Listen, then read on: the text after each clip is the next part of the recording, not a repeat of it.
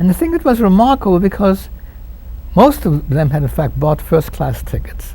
And somehow, because this was a luxury ship, the captain treated the passengers as if they were luxury passengers. And so, there were marvelous, sumptuous meals, and dances, and all kind of stuff. And I said, and I thought to myself, my God, here are these people, they barely escaped with their lives. They probably have all kind of relatives left behind in concentration camps and whatnot. How can they all of a sudden go out and dance and stuff like that? Furthermore, what does a German crew think? Because from the point of view of Germans, they were just filth, right? And so what are these filthy Jews doing, behaving like plutocrats, going on vacation or something like that? But, I suppose people were relieved to be away, and so it was really a luxury cruise, it was amazing. And so we spent about 2 weeks on crossing the Atlantic. So basically, we started on this map. You have to look at the map. We start here in Germany, right here. Go here, cross the English Channel, and cross the Atlantic Ocean to get to Cuba. That's the itinerary. Well, when the day came near when we were supposed to land, we were in fact informed that we should get up early. In fact, we should get up in 4 and 5 o'clock in the morning to get ready for disembarkation. We should have all our bags all packed. And so we all packed our bags and got up at 4 or 5 in the morning, ready to disembark.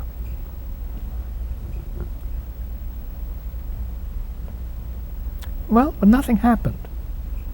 Somehow it became 12 and afternoon, and nobody was disembarking. So there was something wrong. We were told there was something had to be straightened out. And the next day or so it became clear that something seriously was wrong.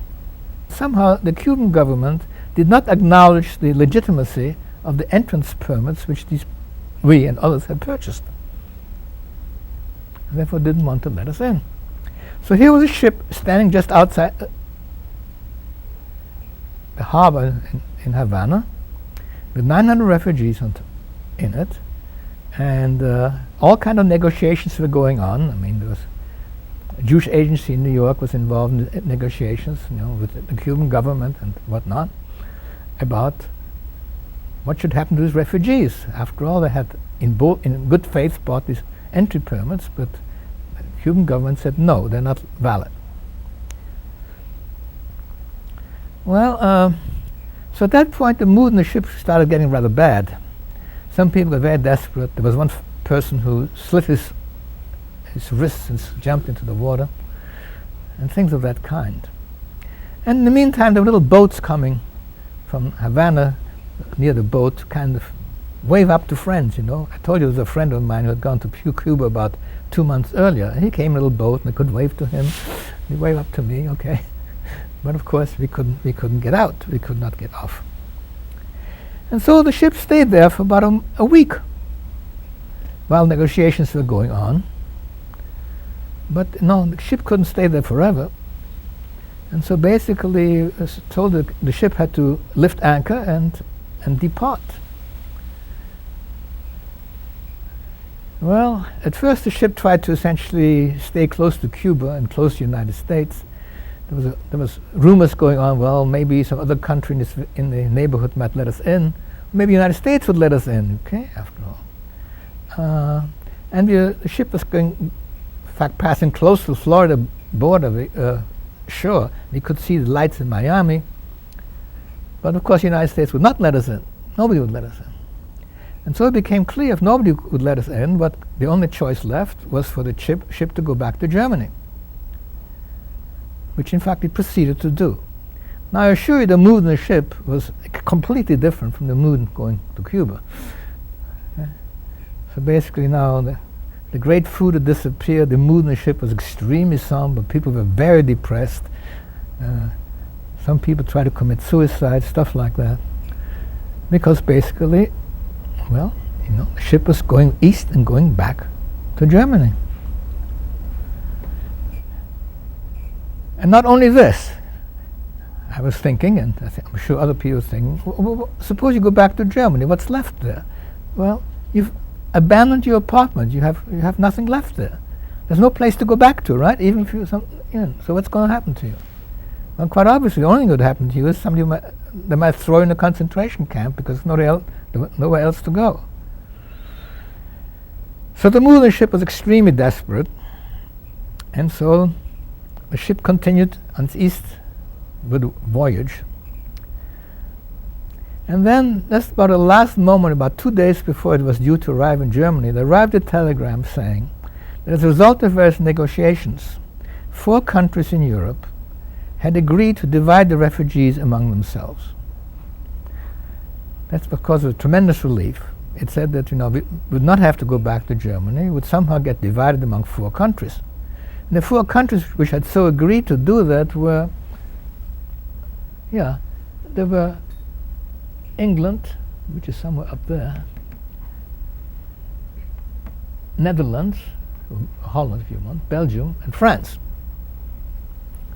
And so as a result of that, the ship, instead of going back to Germany, went back and docked at Antwerp in Belgium, somewhere here.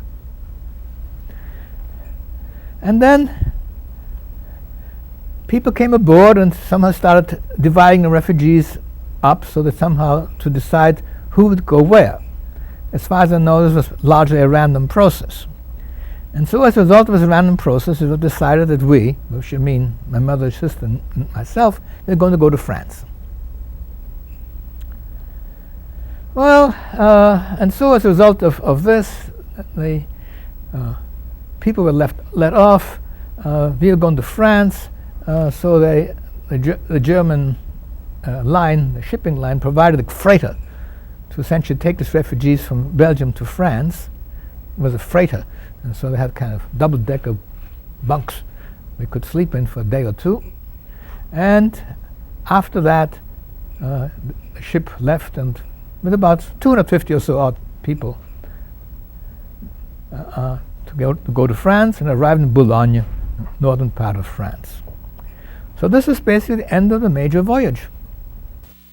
Gustav Schroeder was the captain of the fateful voyage of the St. Louis, which left Hamburg, Germany, heading for Cuba. He had been forced to accept 6 Gestapo agents as crew members aboard the St. Louis, and he was constantly pressured to join the Nazi Party. Prior to the trip to Cuba, an official from Hamburg, America, came aboard the St. Louis and warned Captain Schroeder that if he did not join the Nazi Party, his job as captain was in jeopardy.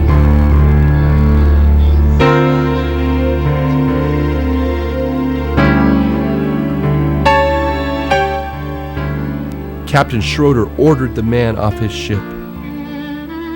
Frustrated and angered by the Nazis' interference, Captain Schroeder considered quitting his job. That is, until he learned that his next voyage would be the Jewish refugees. At that point, he knew he could not resign.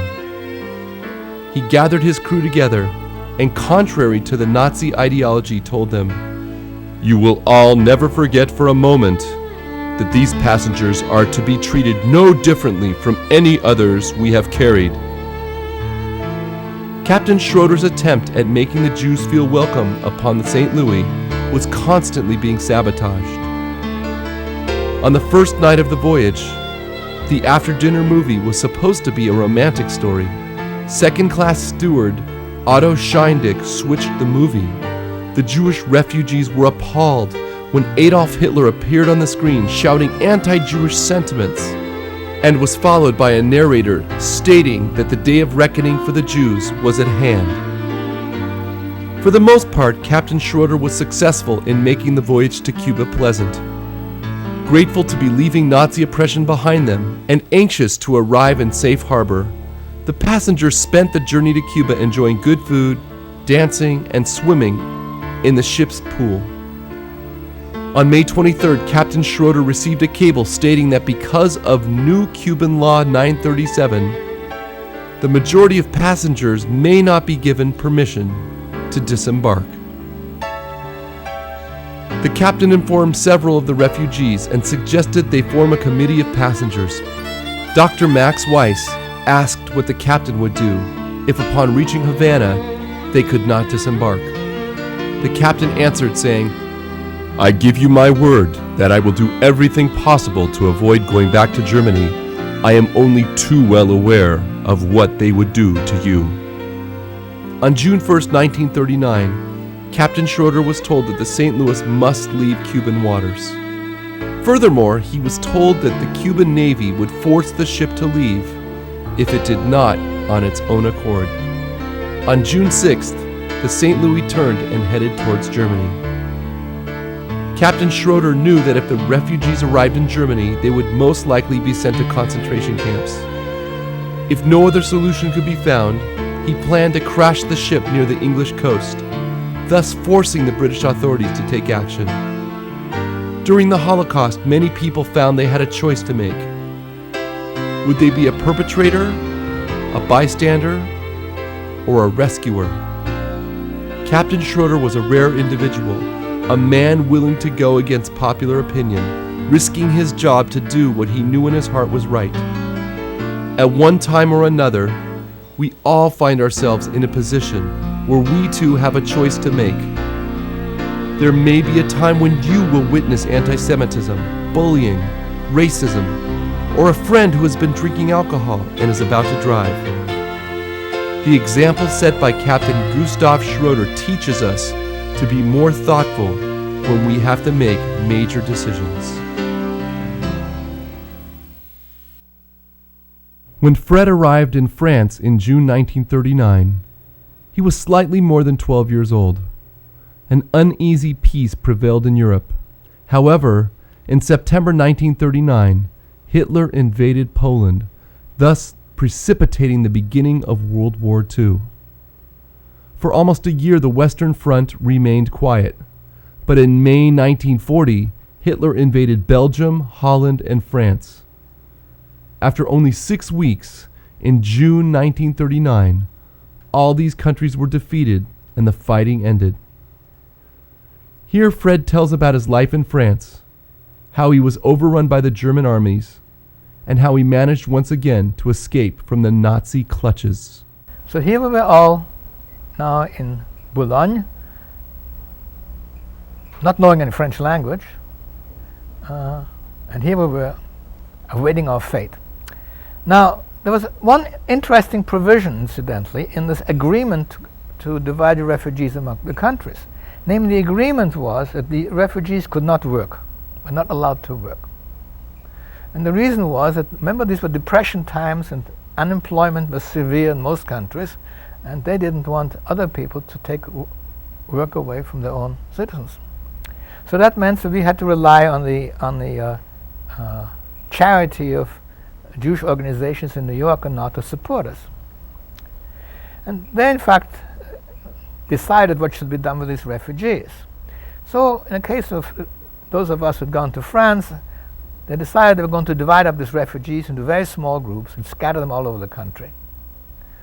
And so it happened that we, again when I say we, I mean my sister, mother, and myself, were sent to a small place in France, in the middle of France, central France, a small town of about 5,000 people, called Loudun, and we actually accommodated in a hotel in that town, and it, in some sense, was a fair accommodation. We got fed, and we had a room to ourselves, and so that wasn't really bad. And there we were, just waiting. What else could one do?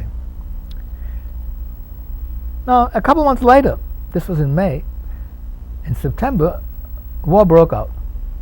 What happened is that in September of 1939, Germany invaded Poland. When Germany invaded Poland, England and France decided, they gave an ultimatum to withdraw, otherwise they were going to go to war. And so they, in fact, went to war. So at the beginning of September 1939, France, England, as well as England, were at war with Germany. Now, at first, there's very little noticeable things going on as far as we were concerned. The war proceeded in Poland with very rapid annihilation of the Polish forces and very rapid advances by the Germans.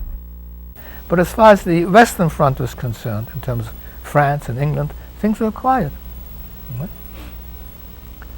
And so what I did, I spent my time mostly trying to learn French. That was my main goal. And it was a cold winter, but there was a nice public school in that little town. It had a courtyard with about, I think, 7 or 8 doors on it. Every door corresponded to a different classroom at a different level. First grade, second, third, fourth, fifth, and so on and so forth. And I was the only student who was no foreigner or whatnot.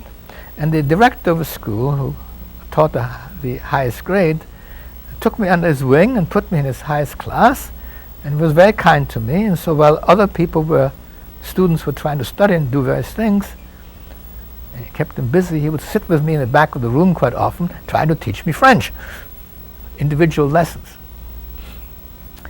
And so I spent a few months that way improving my knowledge of French, and then by the middle of the year I got good enough so I could begin to participate in the class. Although the first attempts to participate were a little bit disastrous. I always remember the first task I had to do was to take dictation. Somebody dictates something in French and you have to write it down. Well, if you don't understand the words, it's very hard to take dictation. But I improved. And so by the end of the academic year, I could compete with the best of them. Well, so this brings us to May. We're now in May of 1940.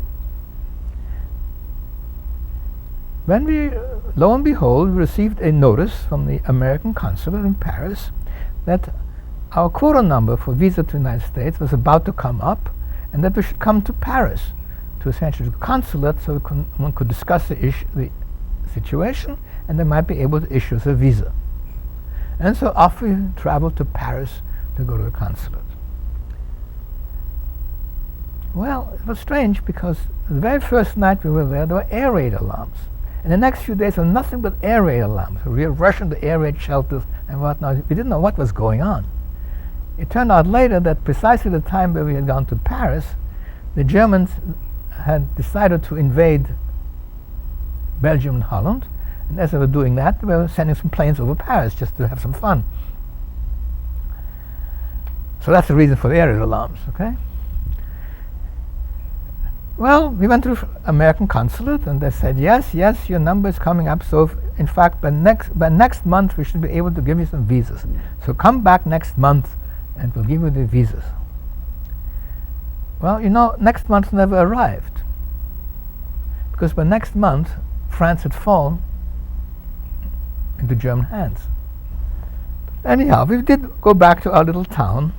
And now it became very visible that the war was going on. In fact, what happened is, as the Germans invaded this way. They came from Netherlands and Belgium and down south. And they proceeded very, very rapidly, and the French troops and all the others were just crumbling in front of them. There were hordes and hordes of refugees. I don't mean Jewish refugees. I mean one people who would flee in advance of the advancing armies. And so they would essentially come down this way, and they'd come down by cars, by bicycles, on foot, any way you want. And sooner or later, they often would get stuck. They ran out of gasoline and stuff like that. And so even our little town, there were a whole colony of cars all stuck with refugees who had come from the north. And so all we could do is kind of wait and see what's going to happen, as read in newspapers how the Germans were advancing. And lo and behold, one day there were German troops in our town.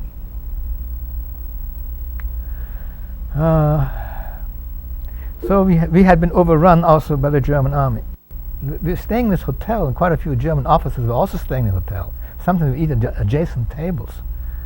And we didn't want to give away the fact that we were German, a new German. And we had to kind of instill in my sister the fact, please do not speak German. She was, after all, only a young kid. And boy, she came awfully close sometime, because I remember once a soldier gave her a piece of chocolate, and she, being very polite, almost said, Danke schön. German, thank you, okay? These soldiers were marching around every day shooting into the air, and my brother and my mother and I would sit on the windowsill in this hotel looking out. And there was this one young soldier, and I remember his shape, but I don't remember his face. And he threw me candy. Every time they were marching around, he would throw candy up to me, and my mother didn't want me to eat it because she was absolutely convinced it was poison. But of course I hadn't seen candy for a long time, so I ate it, and here I am. And then the last day before we left on that midnight train, he threw me a little sailor doll, which I still have. Did that guy know or have any idea that I was Jewish? And in the early years, I somehow used to think that maybe he did, and now I think, he wouldn't